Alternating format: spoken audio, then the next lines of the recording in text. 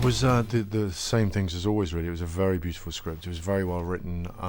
I found it very moving without being sort of sentimental, and I was a fan of Scott Hicks. You know, I'd loved Cheyenne and thought he was the perfect choice to direct this movie.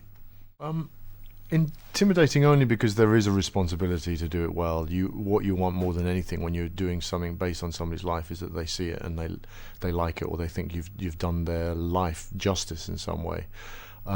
I didn't actually meet Simon Carr until right near the end. I didn't want to. It was suggested to me to go and meet him before we started filming, but I didn't want his sort of physical presence in my head, and I just felt I needed to be free to interpret it. I'd read his memoir, I read the script, and I felt that was enough for me to be getting on with.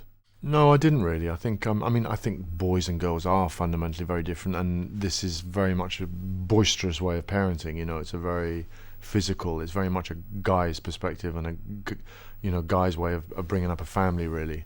But I actually drew a lot on my own experience as a parent. That's one of the things that I think I responded when I read the script. I felt it was very real, and I've been in lots of situations with my girls when they were young that were similar in some ways. So it was kind of one of the reasons I wanted to do the film.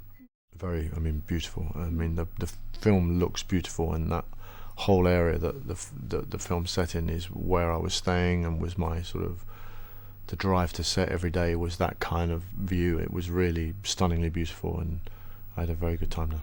Yeah, it was huge. The first meeting with Scott Hicks was find a great kid, and that's a massive step towards making a good film.